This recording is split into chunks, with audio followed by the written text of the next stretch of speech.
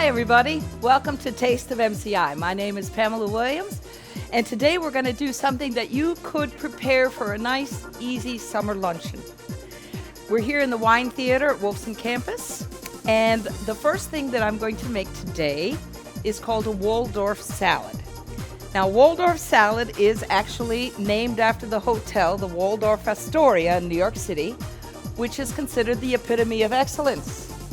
The Waldorf salad, however old-fashioned you may say, it's still a very good salad. And it's got very simple ingredients.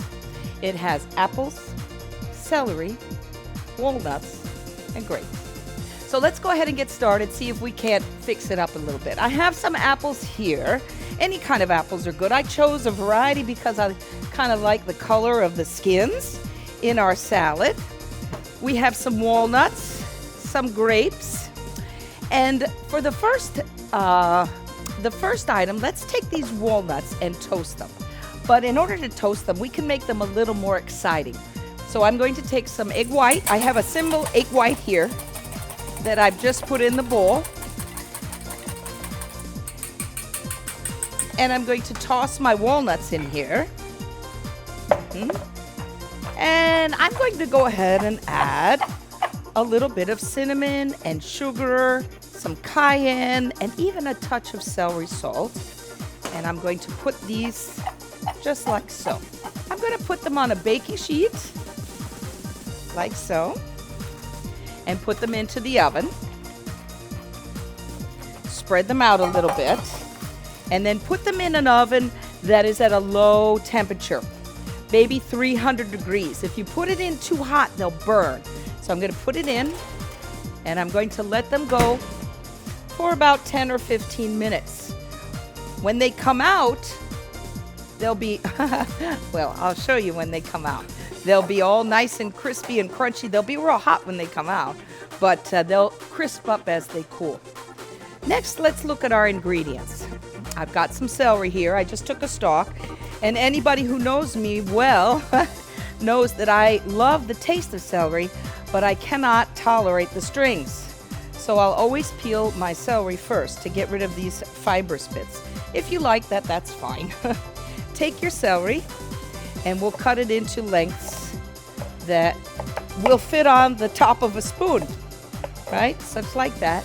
And we'll go ahead and cut them in a little julienne, short sticks, or if you prefer, you could do a dice, but I think that a julienne actually looks a little more elegant. Okay, so I've got some celeries here. Now, the next thing I'd like to cut up is going to be the apples, but apples have an issue because they tend to oxidize or turn brown if we let them exposed to air. So we're going to do a trick. We're going to go ahead and make our dressing ahead of time. What I have here is I have about a half a cup of mayonnaise, right? And then an equal amount of sour cream. If you wanted to, you could use, you could use creme fraiche. If you wanted it leaner, you could of course use yogurt, but I think this is the classic combination. Now the trick is, as soon as I cut my apples, I'll go ahead and put them into the mixture, and then they won't get brown. Now, cutting apples, your first choice, ask yourself, do I want the skin or not? I like the skin because of the colors. If you don't like the skin, go ahead and peel it. You could use a mandolin, or you could cut it by hand. Cut it by hand, straight down, and we're just going to cut nice little sticks like so. See how those are nice and thin? And from here, I can cut them into what we might call matchsticks. Now this is long, so since it's so long, I probably cut it a little shorter just because it's easier to eat. And now I can put this in here and my celery, and I can mix it up. I'm going to go ahead and go into a bigger bowl here. I can mix this up, and then we'll add in here a few grapes. Now the grapes themselves, if you put it in like that, it's kind of hard to eat. When you make a salad, everything should be around the same size. You could cut your grapes either in half like so. Or sometimes it might be fun, sorry, get out of there. It might be fun even to cut them into little circles. At first guess, people might not know what they are. However you choose to do it. A few grapes in there. It's going to add a little pop of flavor and of color. Okay? Okay. So now we have a little mixture here. And I think that the walnuts are close to being done now. So I'm going to pull them out. Now this is a fun way to make candied walnuts. You just toss them in egg whites, sugar. I put sugar, cinnamon. I actually put a little cayenne and a little celery salt because we have celery in here. So we'll go ahead and put a few of these into our salad bowl. Okay. And I'll reserve a few for the top as well. Okay. Now you could serve this elegantly, or you can just serve it family style. Why don't we go ahead and see how we might plate this up that it looks a little more attractive. I thought it would be nice to have a black plate because the fruit is white, right? So a black plate. If you didn't have a black plate, you could use a white plate. Maybe put something underneath it to give a little contrast. And perhaps what I'll do is let's get what we call a ring mold. There. You could just use a little biscuit cutter or something like that. And I'll put that down. That'll help me give me a little more structure when I'm plating. And I can put this right in. Maybe hide a few walnuts in here and there. We'll just sort of pack this down. If you wanted to put some lettuce leaves underneath, that would be fine. If you wanted to put some apple slices, that might be fine. Something like this might be very pretty. Perhaps you take your apple and maybe you slice 1, 2, 3 apple slices. That might be very pretty to sort of put underneath here. Okay. And on the top, you know, when I go through the celery, there's all these beautiful leaves. Generally, we don't use leaves because they're so bitter. We give it to the bartender for the Bloody Marys, but this might be a really nice place for you to garnish with a few little celery leaves on the top because it makes sense because there's celery in the salad. And what else could we put on the side? Well, we could add a few grapes to go around. Maybe a grape and a walnut. Okay, so we have a few grapes here, and then perhaps we'll put a walnut on each side. And then when we pull the ring off, let's drum roll please. Let's pull that up. Good. And we'll have a little Waldorf salad. Might be nice to have a little piece of red somewhere, huh? There, just put a little salad there, okay? Here we have a Waldorf salad, which is apples, celery, and walnuts, made famous at the Waldorf Astoria. And that would be our first course for a nice summer supper. When we come back, I'm going to do a apricot bourbon chicken for your main course. Once again, this is Waldorf Salad. My name is Chef Pam. This is Taste of MCI. And I'll see you when we get back.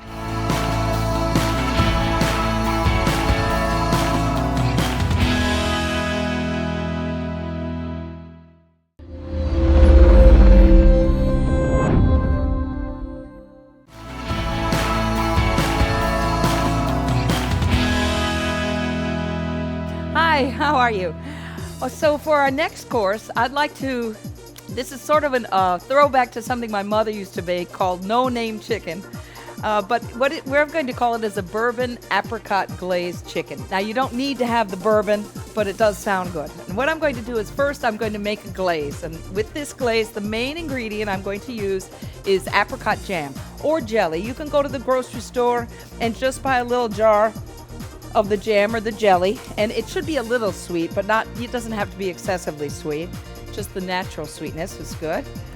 Now into this, I'm going to add some mustard. I used Dijon, so we'll scrape in, I think about 2 tablespoons of that. You'll see on the recipe. We're going to heat this up. And then I also have a little bit of soy sauce and Worcestershire. Surprising ingredients, but we'll go ahead and add those. Maybe 2 or 3 tablespoons of each one. Some onion powder and some garlic powder and some red pepper flakes. About a teaspoon or 2 of each one of those, right? More or less depending on if you like it spicy. And of course, we're gonna bring this up to a boil. And the reason we bring it up is so that everything can dissolve. Okay, so while that's working, we can let that dissolve. And let's talk about the chicken. Chicken, everybody always wants a recipe for chicken. So let's just say we're gonna use the whole chicken and break it into parts. You can buy it already done. I was very lucky. I went to my Food Pro 1 students, and that's what you learn when you come to culinary school, how to fabricate a chicken, and they gave me one of their chickens. So what we have here, ta-da! What we have here is a whole chicken that's been fabricated into parts. So you can find this in the grocery even, right? We've got a breast, the 2 breasts, the 2 thighs, the drumsticks, and the wings. Now, I took the skin off of a couple of them because some of us like the skin, some of us do not. And I thought we'd see what it looked like as a difference once they're baked. Okay. Our glaze is coming nicely. Have a look here. All right, we're gonna whisk this up. Yeah, it smells good too. If you like it hotter, add more hot sauce. If you wanted to add a bourbon or a whiskey to this, now would be the time. I'm gonna go without just because I'm feeding the kids for lunch and I don't want them to get a little loopy, okay? So that's nice. I'm going to turn that off. And what I want now is we want to bake this, but this baking takes a few steps and it's messy. So first rule, line your cookie sheet, your sheet pan with aluminum foil. I actually put 2 layers on here because it's sticky. Then take your chicken breasts. I've got gloves on so I don't touch it.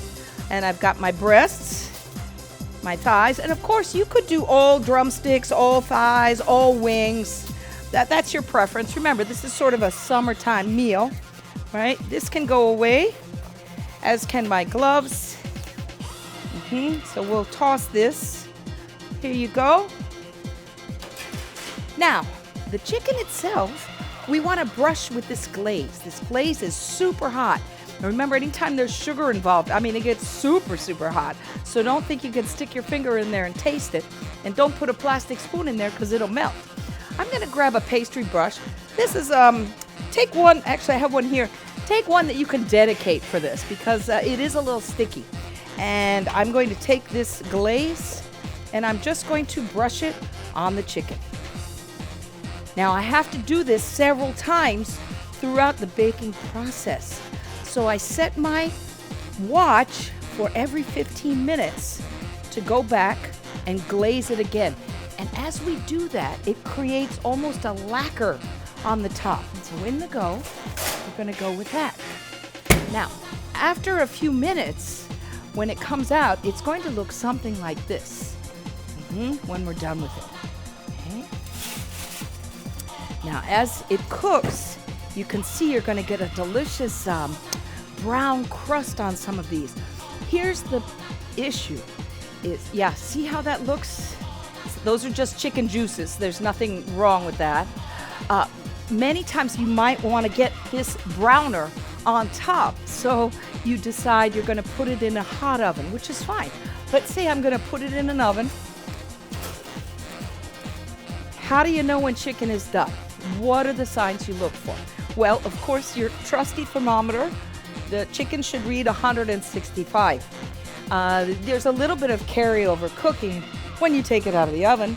That means it cooks a few more degrees, but you can't pull it out halfway done and expect it to cook more. It's always an embarrassment when you serve somebody chicken that's underdone. So should this be the case, let's say you're doing this for a picnic or a large group, it's not a bad idea to perhaps blanch your thighs and your drumsticks. In other words, put them, cover them with water, bring it up to a boil, and then drain it. That many times will alleviate the problem of you serving raw chicken because it's been par cooked. All right, traditionally you probably wouldn't put lettuce on a hot plate, but just for the sake of appearance, and these are mixed lettuces, a little spinach, this looks like a red leaf, Anything would do. Even a bunch of parsley from your garden might be nice. This way, we can put our chickens here. All right, we can line them around. A few nice chickens. Now, the ones with the skin look like so. Here we have, this one has a skin on it. And the one behind it does not. This does not have a skin on it. They both actually have a pretty decent glaze. So if you are not one to want to eat chicken skin in your family or use that, that's just fine. I would take it off. I think you will still have a successful dish. Let's hide that one. He's not quite so attractive. Very good. And then throw a little bit of green over here. There you go. Tuck you in. And I'll get rid of my dirty sheet pan. And here we have a lovely bourbon apricot glazed chicken, or apricot glazed chicken with the bourbon on the side. A nice summer meal. Everybody seems to love it, and I hope you'll enjoy it. When we come back, we're going to make a quick dessert. Thank you.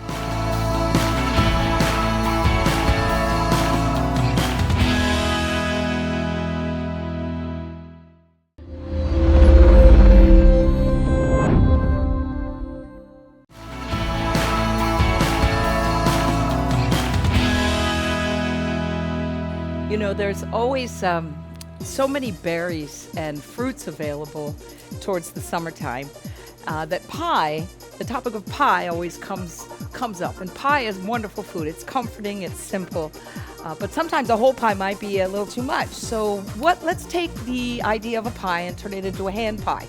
Okay, and the first thing we want to do is let's make a little crust. And the crust is pretty simple. I have my flour and my butter right here. And the first thing I'm going to do is I'm going to work the butter into the flour so that it looks like mealy dough, like almost like cornmeal. You can do this in a machine, of course. And if your hands are hot, like if you have hot hands, then certainly you want to use gloves. Okay, and you can see here that I've got a larger amount right here. I'm going to go ahead and combine them. All right, so here I have a nice crumbly flour and butter, and of course I've put a pinch of salt and a little bit of sugar in here. And the next thing I want to do is add some water. I'm going to remove just a little bit of this. Now when you add water, all of a sudden the mixture changes. So what we want to do is add the water that's icy cold, and just use like the tips of your fingers. Try not to get your whole hand in here, right? And I'm going to add water just until it kind of combines. Right. It's already getting on my fingers, but I can tell I need a little more. This is an important step here, the forming of the dough. If you don't add enough water and it forms, it's hard to get more water in. But if you add too much water, then you really have a problem. This is sort of what I'm looking for. See, I have a dough that's loosely formed. Get out of the way here. And I'm going to go ahead and take it out of the bowl, and I'm going to knead it just a little bit. First of all, get my fingers clean. Now, kneading, first of all, the flour I used was all-purpose flour, just what you have. You could use a different one, but I think all-purpose fits the need. And unlike a pie dough, where I want it to stay very tender, for this dough, I might want to fold it 1 or 2 times to develop a little gluten, because I'm going to hold my pie in my hand. Okay, so like that and like that. This is my bench scraper. Okay, so to make it easier to roll out later, I'm going to shape it in sort of a rectangle, and then I'm going to go ahead and put it in the refrigerator and let it chill a little bit. Not too much, but it makes it a little bit easier to work with when the butter's colder than room temperature. Okay, so I'm gonna go like this, and pie dough, it's gonna, when I bite into it, it's gonna kind of just, all the blueberries are gonna fall out. Nothing's really going to happen. So we want to transform the blueberries, or whatever other fruit you have, into something a little more substantial. So I have here my blueberries. I just took the blueberries that were lying around, the pints, and added a little water, and I added just a touch of sugar because they were rather sweet. But if you had a fruit perhaps that was not very sweet, then you would add more sugar. And you don't always have to add white sugar. You could add brown sugar. You could add agave, whatever. But I'm going to bring this up to a boil.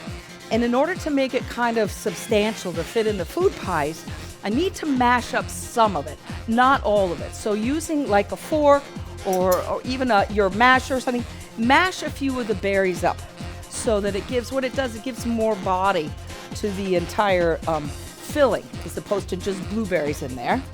And then to tighten it up, in other words, to make it thicker, we're going to use our old friend, the slurry. So a slurry is just, I have in here straight up cornstarch. I just took a bunch. I didn't measure or anything. I just took a couple spoonfuls. And into this, I'm going to add a cool liquid. In this case, I'm going to use cool water. So this slurry will work as soon as this comes to a boil. I'm going to pour this slurry in, and it will thicken it up quite a bit. The thing when you work with a slurry is it thickens instantly. So when it's boiling, you pour this in, and you can gauge immediately if it's too thick or it's too thin. Better too thin than too thick. But in the case of a pie, we might want it a little thicker. Over here, of course, over here I have a few. This was one that I had made yesterday, and you can see that it is a little more substantial. And then I also did, there's apples and strawberries. And strawberries are really, strawberries are everywhere it seems today. Okay, so we're going to wait for that while that's coming up. Now, while that's waiting, I took the liberty of rolling out some of my pie dough that I had made before into a square, a simple square like that. Let's go ahead and slide it off. And I would like to, the egg white I used from the walnuts, I took the egg yolk here.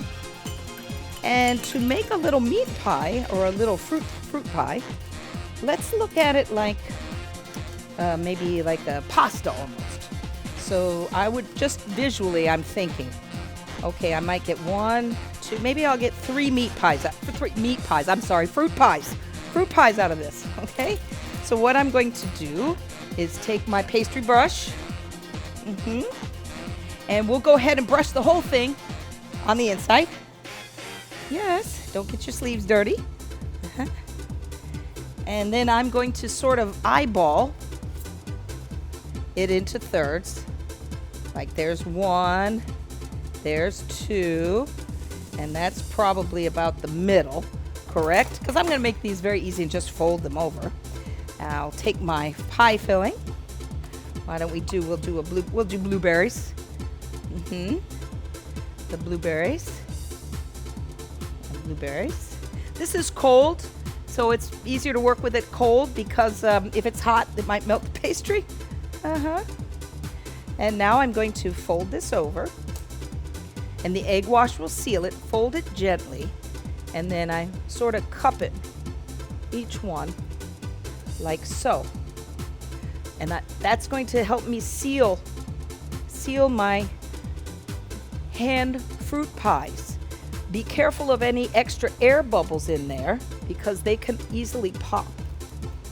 I think we can cut these. I've got a cute little roly cutter here. I'm gonna just go straight down. I'll trim this off, right? And maybe over here, we can trim them. I don't need to trim it up here because it's been folded over, but everybody loves to decorate with a fork. So let's go ahead and give a little fork all the way around. I'd like to brush this on the top with some egg wash. Egg wash is going to be simply, egg wash is like an egg yolk or a whole egg with a little bit of water. And it helps give you a nice, lovely sheen. And where did my sheet pen go? Here we are. So I'll slide these back onto here.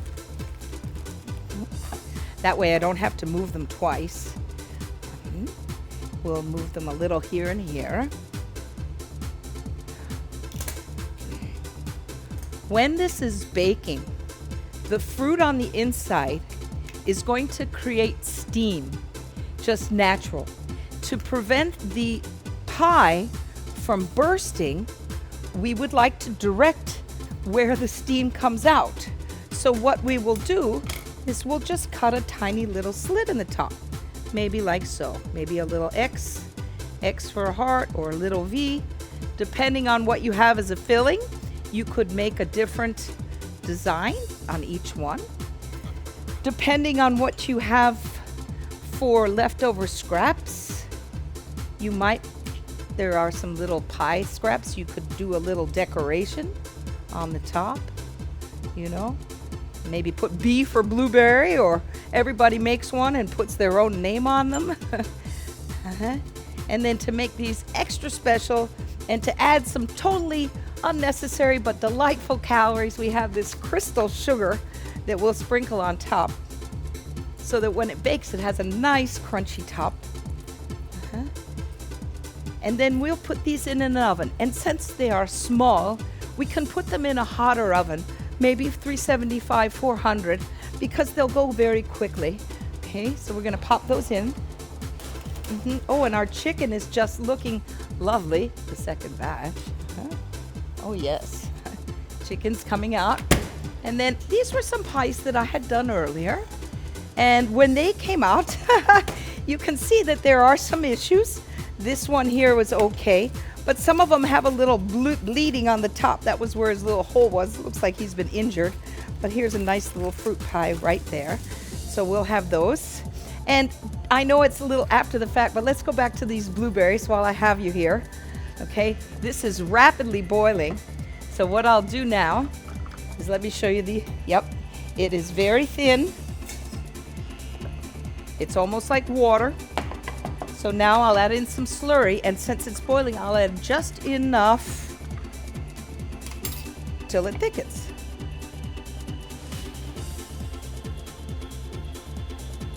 Try not to drip it on the stove. So I wait for that for just a second. And I can see that it needs actually just a tiny bit more. And this will give you the thickening power, and yet it will still maintain a certain amount of opacity. In other words, or translucence, that you can see. See how much thicker this is now? Okay, and once I mash up a few of those berries, it'll be a perfect filling. I'll just need to chill it down and use it. Of course, you don't have to make any of these fillings. I know there are pie fillings on the market that you could buy. If you did choose to use those, you can buy pie dough as well in the market, and those are all perfectly acceptable, especially in this day and age when we're all so busy. Just remember what you purchase commercially, see if you can doctor it up a little, right? Make it, put your own special twist on it. Okay, so we have our fruit pies here. Let's get a little platter for the fruit pies. Oh, that seems awfully large, doesn't it, huh? This one, I think I would try and hide the little, there. We have our little fruit pies on a large platter. They're still baking. And that, I think, would make a lovely summer meal. Waldorf salad, chicken with apricot glaze, and fruit hand pies. Thank you very much for joining us today, joining me. Please come down to the Culinary Institute in Miami, Wolfson campus, and we'll teach you how to cook and show you how it's done. My name is Chef Pam, and this is Taste of MCI. Thank you very much.